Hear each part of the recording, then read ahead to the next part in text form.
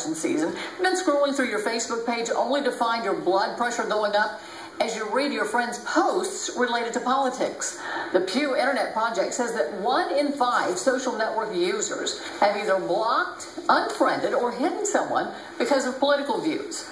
Question now is will we all still be friends after the election? Joining me to talk more about the politics of friendship is an etiquette expert. She is Carrie Sue Vega. Thanks so much for joining us. You're welcome. My pleasure. You know, most of us would not walk into a room and make what would be considered perhaps outlandish political statements, but yet we feel free to do it on Facebook, or at least some do.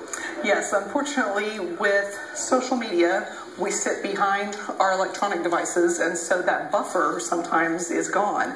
And no, we wouldn't normally walk into a social situation and automatically start talking about politics. Those are two of the golden rules. Don't talk about politics or religion. And unfortunately, that's happening on Facebook. So what if you have somebody on either Twitter or Facebook or something like that that is constantly barraging you with their political viewpoint, which may be either like yours or unlike yours, but you're just tired of it? Yes.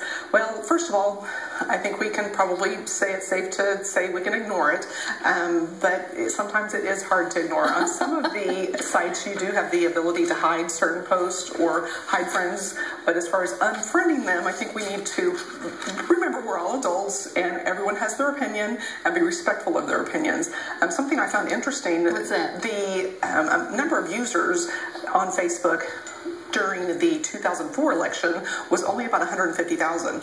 Then to the 2008 election, it bumped up to about 1 million, wow. And now it's up to 1 billion. So it's really interesting. This is really the first election, I think, that we're really seeing the deluge of all of these comments. And I kind of liken it to, it's the social media equivalent of putting your yard sign in your front yard. True, yeah. And you kind of have to be careful. You know, your boss might not drive by your house to see your yard sign, but your boss might drive by your Facebook account and see your political postings. But then some would say, well, it's America, free speech. I've got a right to do it. If you don't like it, take me off. Exactly. And I think that's where we have to think about our position and what we do as a profession. If you're a professional and you interact with the public, you need to think about how that's going to affect your professional relationships, and maybe choose to like a page, but maybe not go on the delusion with all of the additional comments that unfortunately are unnecessary. Well, it seems like at least the end of it is on the horizon, so we'll keep our fingers crossed. So thank you so much for joining us. You're welcome. We appreciate it. She made a quick trip